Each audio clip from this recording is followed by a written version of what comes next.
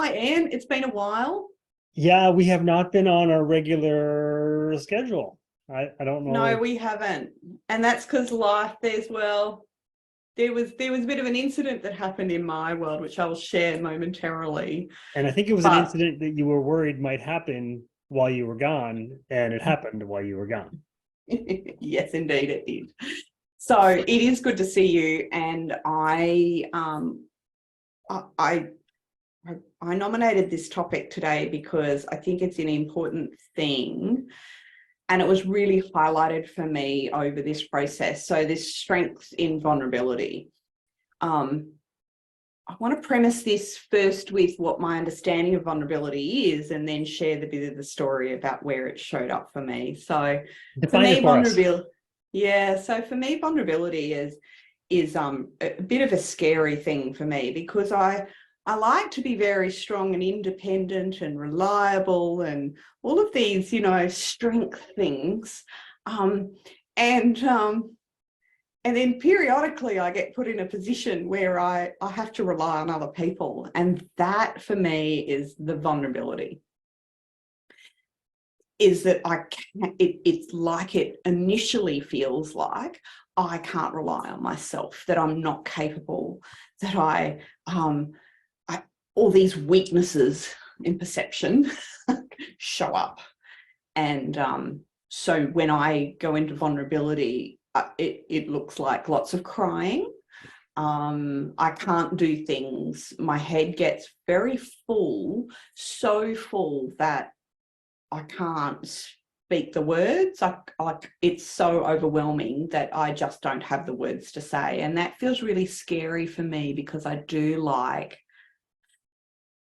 to have control and be planned and be strong and capable and all those other things. So that's my perception on vulnerability. Because I've always considered vulnerability, at least in my later life, to be a strength. And that's why I posted my GIF yesterday or this morning, whatever it was, with that in mind, because I think a lot of people believe that vulnerability is it's a weakness, it's lacking something, but Well, anytime that would be me. okay, but I think no, but I think a lot of people look at it from that lens that it's that you're somehow lesser than. And I really think it's important that we be okay with being vulnerable. And I think Yes. it's scary because we are worried about being judged and not having the answers and that kind of thing. But if we keep that stuff inside the entire time, we don't actually have a chance to voice it, to air it, to hear it, to allow others to hear it, and allow others to help us. Right. And So it also now teaches this, it, and the other thing is it also teaches other people that it's okay to be vulnerable, to share, to not know. so the story. Let's go to the story and let's see if I could ultimately, even though my definition of vulnerability is as it is, whether I was actually able to achieve any of that stuff you just highlighted. Oh, it's all great in hindsight. All right. So I have mentioned before, although not too deeply, but I have mentioned it, that my father-in-law had been living with MND, motor neurone disease, as it's known here in Australia. It's the disease that the whole Ice Bucket Challenge was about years ago. That's that disease. That was what the money was being raised for, that went around the world. Okay, so Jeff had been diagnosed 3 years ago, and he was progressing quite quickly, and we weren't sure whether he would make it to Christmas this last year, and he made it through Christmas. And then we were told in around beginning of February that it was months, it was weeks, not months.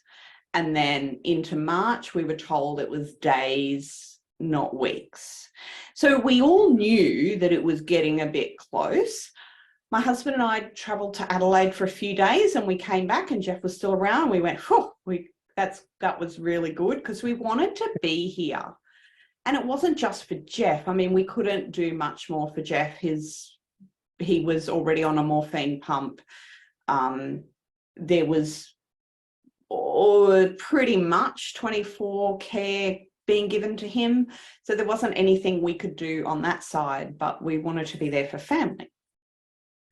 So then at the end of March, over a year ago, I had booked a ticket to fly to Melbourne, which is a good distance away from where I live here in Brisbane, for a convention for my professional speaking tribe. So that was, you know, well and truly booked into Melbourne, and I flew out on the Thursday morning. Renz and I went to the airport. He stayed with me until my flight went. That was great. As you do, you put your phone on flight mode. I arrived, it's a 2.5 hour flight, arrived on the tarmac at Melbourne. And of course, first thing I do is turn my phone back on, and I had received the message that Jeff had passed away that morning. So now I'm sitting on the plane going, okay, now I have to get off the plane, but what do I do from here? Like, could I just reverse time like by 2.5 hours and just be back in Brisbane? Because that seems like that would be easier and more helpful. Anyway, of course, I rang my husband straight away, and like, he was already at his mum's and had already told my daughter and all these things. So everything had already happened, because of course he'd found out just as I'd left. But it took me another 2.5 hours to get the message. To catch up. So here I am arriving in Melbourne. The first day I was there, I'd actually decided to treat myself and go to a theatre production on that evening on my own. And that was like really, I love going to theatre productions. So it was a bit of a treat, and it was, but as you can well imagine, the wind had kind of been taken out of my sails a little bit. So it was a bit of a dual experience of living life and knowing that my whole family was now dealing with death. And so that was a really weird little combination. Convention didn't start till the Friday. So for the whole Thursday, I was a bit on my own, in the hotel room, getting myself sorted so that I was ready for convention the following day, but really wasn't around anybody because everybody was coming in at different times. And yeah, everybody just sort of arrives when they arrive. And I did see a couple of people on my way through to the theatre outing that I had, but it was a very quick, oh, hi, great to see you. I'm heading out now. And I wasn't in a position to offload anything to those people. So I didn't sleep well that Thursday night. And so when I woke up Friday morning, I was just exhausted. I'd probably had 3 hours sleep maximum. And it was, I decided, right, I can't be, I'd had conversations with my husband during the day, obviously more than one. And they'd all reassured me, Chris, stay in Melbourne. Essentially, we don't need you. We'll need you later, but we don't need you now. And they had everything under control. Funeral directors were turning up, conversations were being had. It was all okay. My husband and my daughter, I was so proud of them. They just stepped up in a way that normally I'm the prompter in our household, but they didn't have me to prompt them. They just did stuff. So there was this real opportunity for them to step into who they are, and particularly Angel, it was like, wow, great human. She just dropped everything and went to her grandmother's, and it was like, that's so cool. I couldn't drop everything, and they also told me not to. And there was this weird thing. The Friday morning came and I was like, okay, I want to feel like I'm there in spirit at least. So I organised flowers. And as I went to pay for the flowers, I burst into tears. Like paying for the flowers, not picking the flowers, not any of that. No, just putting the credit card in, and I was a mess. But I was literally walking out the door to go to the first, little mini event of the convention. And so normally I would want to, just compartmentalize, because I do have that skill set, and I did utilize that a bit. But I also, as I was heading off and had about a 15-minute walk to the convention room, I was like, well, I've got two choices here. I either don't tell anyone what's gone on, or I actually just share it when I get there. Mm-hmm. However, I wanted to make sure that I chose so I chose the second. I decided I would share it with a few key people. Luckily, I know these people quite well, and I knew some of them would care. And so the first person I saw was my mentor's wife, actually. She's a really good friend of mine. And I told her what happened, and she was completely there for me. In fact, by that afternoon, she saw me at lunchtime. She said, "Chris, turn around. You're going back to your room. Leave. Do not want to see you till 5 o'clock." There was another networking event on. She said, "Just go. I don't care what you've paid for. I don't care. Go. Off you go." So she just sent me back to my room, because obviously I was a tired, emotional mess. I was trying to hold it together, but she was watching me and just went, no good.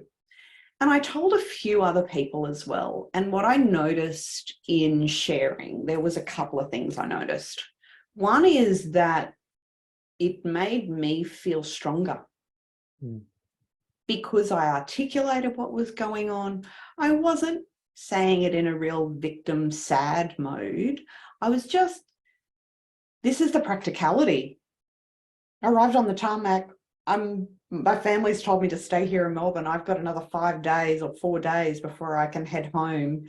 And I don't know what I'm going to be triggered by. So, hey, if you guys could just keep an eye on me, and if you notice anything that I'm not aware of, can you tap me on the shoulder or something?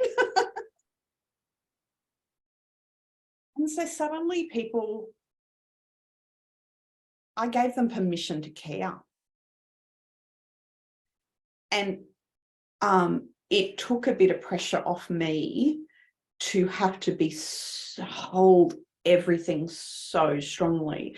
Now, there was 150 people in that convention. Maybe 10 people knew. It's not like I told every person that I met. And they went, "Oh, Chris, hi, what do you do? Where are you from?" I didn't go, "Oh, my father-in-law's just died." That's not how it went. But there were enough people that knew, and would just come and touch me on the back and just go, You're okay?"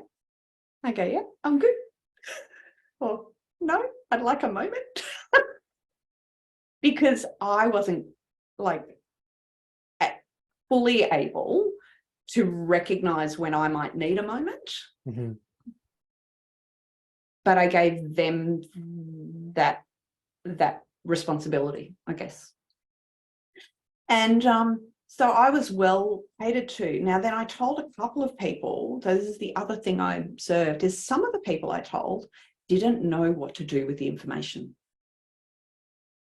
They actually didn't know what to say or what to do. And that's more due to the situation that it was. Maybe they haven't been through it, or maybe it triggered them in some way. And I got to the event on the Saturday night, actually, and it was very emotional. It was our gala award. So there was people winning things and everybody cheering, and a full carry on, right? Alcohol involved. And it was a very heightened emotionally. And suddenly I'm bawling. I'm not just tears of happiness. No.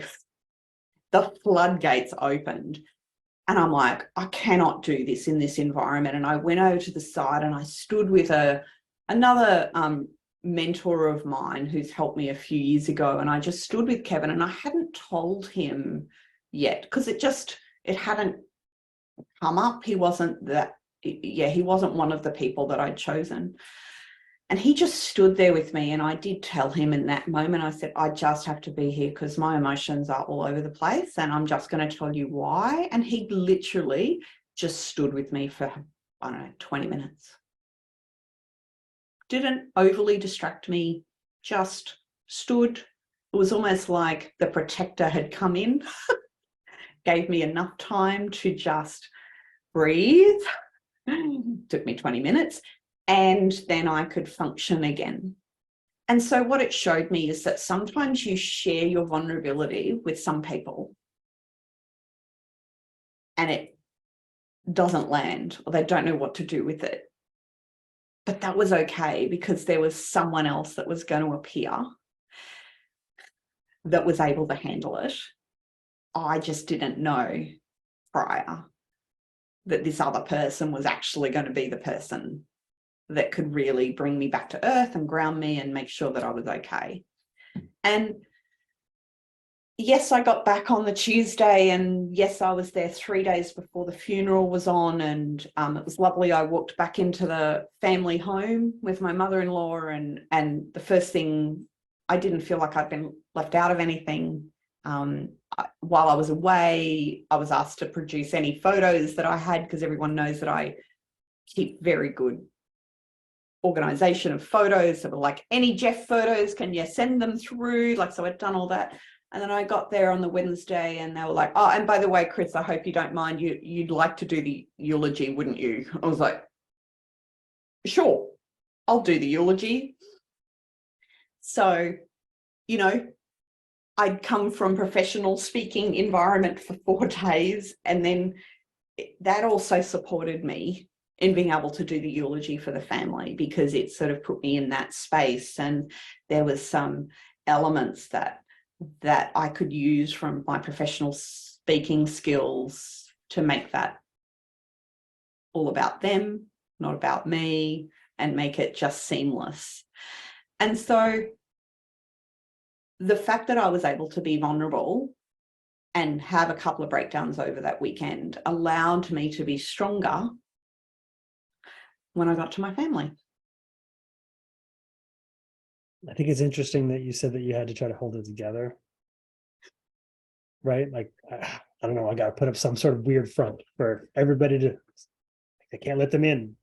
But when you decided, it's like you took control by making a decision to let in some people, not the world. And I love the fact that you said I didn't embrace the victimhood, and I didn't get on the mic and tell the whole conference that, you know, but you made the decision to tell a few people. And in that opening up, you give a chance for people to come in. And for them to show up however they can show up, and not everybody is capable.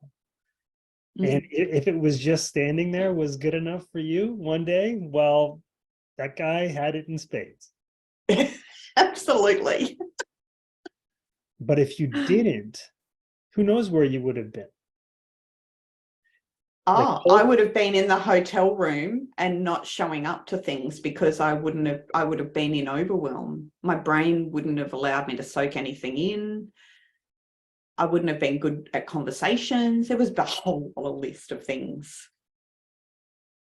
So what do you learn from that? Well, my very personal takeaway is that people care about me more than I realize. I don't give people enough credit for actually giving a shit about me. True. It's true. I don't assume people care. And that's due to behavior of not allowing or not trusting that someone might actually care. So that's one of the things that I learned. And that I didn't have to be that my perception of maybe what people expected of me was completely not relevant. What does that open up for you going forward, though? A comfort in my own skin whenever I'm in, so that I don't, there's a level of professionalism that can actually drop. And I know this is going to be a little bit, really? But there's a level of, we put on this professional thing to say we have to be this way. And even though I talk about we bring ourselves, no matter what room we stand in, whether it's a work space or a home space, we just bring us, we're the constant. To get back to who we are, and life flows much better. And I do this a lot, but there's still obviously some learning for me that and I got to see the reflection of actually bringing the proper me, the real me, in those moments, and the gifts that actually allowed others to give. The real you. Not the perfect me, not the fully, together. But I think I think that's what draws people in, right? If I'm thinking about some of the workshops that I do, there's always a couple of moments that they trigger me, and I will get emotional. I've given up giving a shit that I'm going to cry, because I'm going to cry. And I'm okay with it. And I'll start laughing at the fact that I'm crying. And the last one that I gave, I did it in a different way. And then like I know the stumbling blocks that I will cross when I'm telling certain stories about my past and how I want to portray a story. And I will trip over those words almost every time.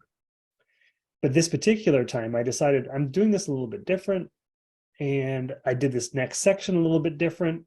And I actually started reading the commentary, because I get people to try to help me understand myself better. How can I look at this differently? And I was reading the comments. I had never done that before. I'd never read them aloud.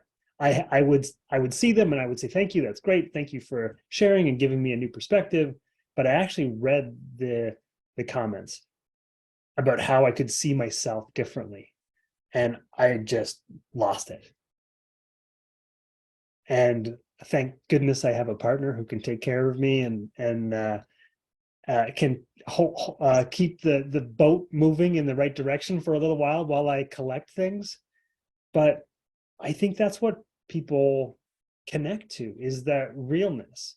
And it's when we are trying to be too polished and too perfect that it actually comes off stilted. It will attract certain people, but it will not attract your people. Yeah, and it attracts that sort of instant gratification feel, but it's not a deeper connection with people. Yeah, exactly. I mean, and I'll see that on people's Instagrams and whatever social media, whoever you follow, there are certain people who everything is polished and pretty and perfect from whatever perspective you come from. And then there's certain people that I follow who, like, I know their video quality is going to be just garbage, but the quality of what the things that that they are choosing to tell, I will always click play. Yeah, because ultimately we connect with realness, but it does seem to be a bit of an internal struggle. Well, for me, but I think for others, to be absolutely okay in showing up in that realness. And I was forced to do it for 4 days in a row. Yet I still had choice to do it. I chose to do it. I chose to be real. I chose to walk away from some sessions because I'm like, no, that's not going to be good for me to sit for an hour and a half and deal with that. I'm going out here and just being on my own for a bit. And somebody would randomly come along and I'd have a conversation with them. But I could choose. So it wasn't just, so this is another outcome that I had of it, is that I wasn't, because I gave myself permission to be real and vulnerable, everything that I had signed up for, I didn't actually attend everything. I got to the moment and went,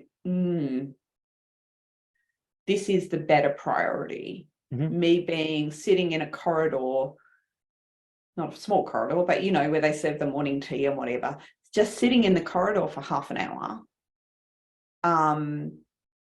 with a bit of space around me, preparing for when the onslaught of the rest of the 150 people appeared out of the rooms was much more effective. That meant that I could be more present with those people, because I chose to go, actually, I need to just recharge a little before I can, show up properly. I think it just shows some of the skills that you've got to take care of yourself and to prioritize yourself first, as opposed to prioritizing the conference and making sure that I attend everything that I said that I was going to attend, and then that be the detriment and the downfall to your processing of what you needed to process in order to be as present as you could be. And yes, I'll take credit for day 3. I was up to that stage, but day 1 I wasn't. That's where I needed someone to tap me on the shoulder and send me back to my room.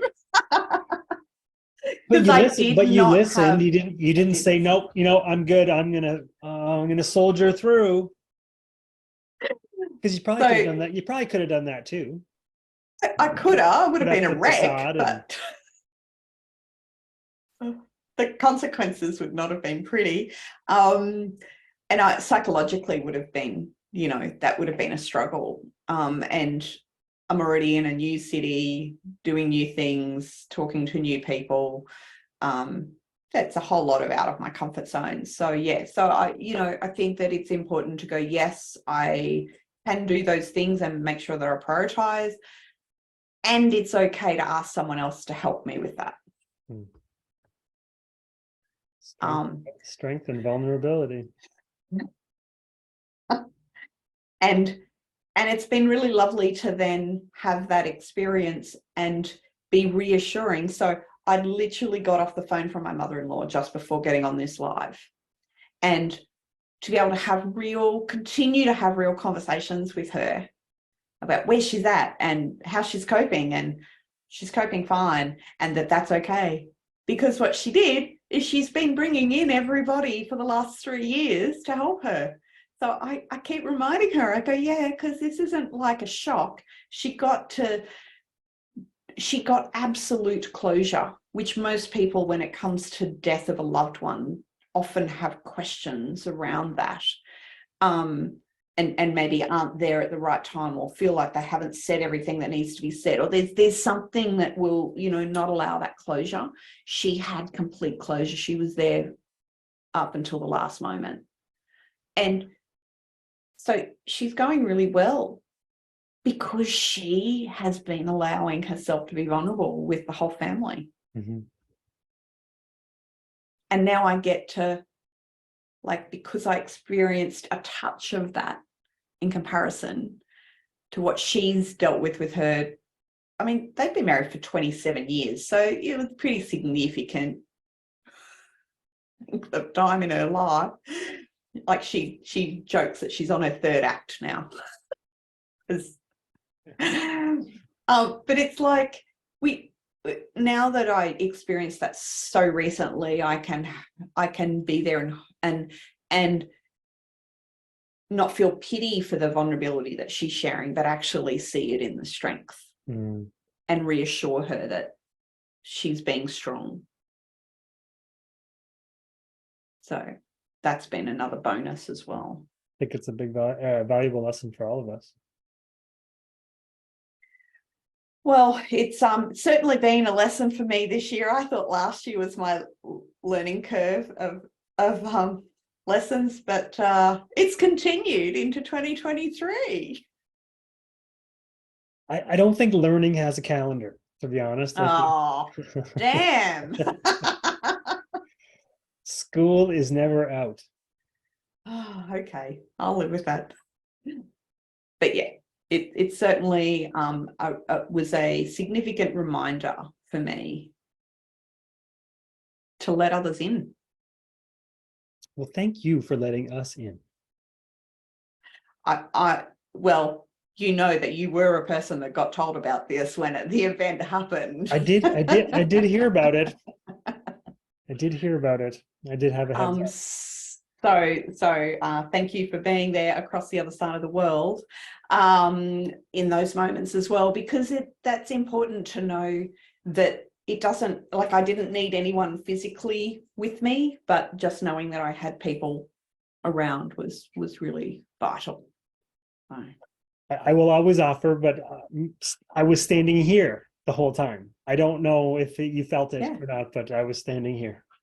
yeah. Yep. So there we go. Be strong in the vulnerability. It's worth it. And what I take from that is be yourself, be real. Be Mhm. the real you. That's all that really matters. There you go. Well, thanks for letting me share that story today.